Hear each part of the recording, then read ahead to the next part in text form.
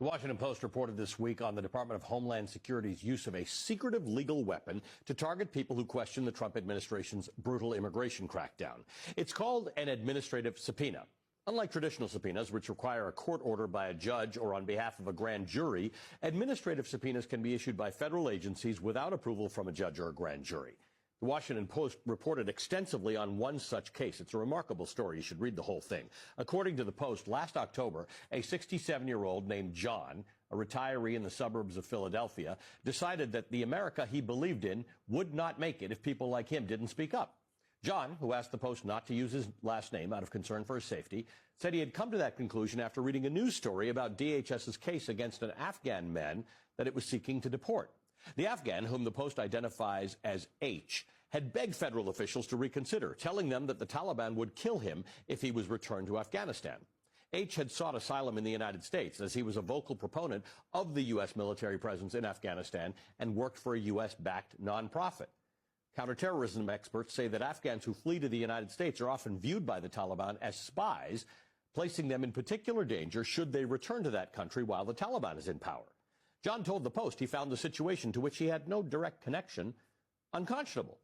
So he conducted a quick search on the internet. He found the email address of the lead prosecutor on the case and sent a brief message to that prosecutor urging him to reconsider H's case. Addressing the prosecutor, here's what John wrote. Quote, "Don't play Russian roulette with H's life. Err on the side of caution. There's a reason the U.S. government, along with many other governments, don't recognize the Taliban. Apply principles of common sense and decency." End quote. John finished the note, signed his first and last name, hit send, and hoped his plea would make a difference. 5 hours and 1 minute later, John was watching TV with his wife when an email popped up in his inbox. He noticed it on his phone. Google, the message read, has received legal process from a law enforcement authority compelling the release of information related to your Google account. Listed below was the type of legal process, subpoena, and below that, the authority, Department of Homeland Security. That's how it all began. Just over 2 weeks later, Homeland Security agents were at John's door. After receiving the email from Google, John began to seek legal advice, which was complicated by the fact that the subpoena issued for his information was not provided to him. To make matters worse, John told the Post that Google had given him just 1 week to file a motion to quash the government's demand. That would have to be done in federal court. While the U.S. government has used administrative subpoenas for decades, expanding and becoming more controversial in the post-9/11 era, this feels different. Privacy and civil rights groups say that under Trump, Homeland Security has weaponized the tool to strangle free speech.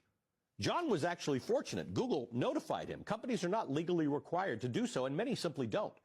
A Google spokesperson told the Post that the company notifies users unless they're legally prohibited from doing so or in exceptional circumstances, such as when someone's life is in jeopardy. But John's case is far from unique. Transparency reports show that Meta and Facebook have received record numbers of subpoenas since Donald Trump began his second term. Google reports more than 28,000 subpoenas in the administration's first 6 months, a 15% increase from the previous 6 months, while Meta reports more than 14,000. Neither company distinguishes between the different types of subpoena in their disclosures, but the trend is evident. Meta, Microsoft, Amazon, Apple, and Snap say they all notify their users of administrative subpoenas, while T-Mobile and TikTok say they only notify users when required to do so by the law, according to the Post. When DHS agents showed up at John's home, they showed him the email and they asked for his side of the story. The agents said they didn't know anything about this administrative subpoena, but had been instructed by DHS headquarters in Washington to interview him.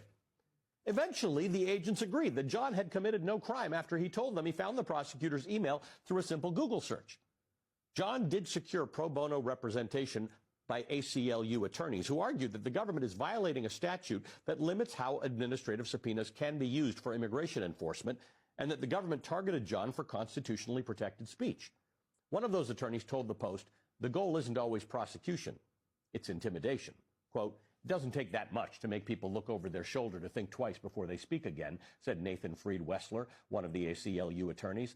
That's why these kinds of subpoenas and other actions, the visits, are so pernicious. You don't have to lock somebody up to make them reticent to make their voice heard. It really doesn't take much because the power of the federal government is so overwhelming. Power of the federal government is so overwhelming. In a statement to the Post, the Assistant DHS Secretary, Tricia McLaughlin, noted that Homeland Security investigators have, quote, broad administrative subpoena authority under the law. The agency did not answer questions about John's case or its broader use of administrative subpoenas. John was never charged with a crime. John didn't impede an investigation. John just sent an email. And that alone was enough to bring federal agents to his door.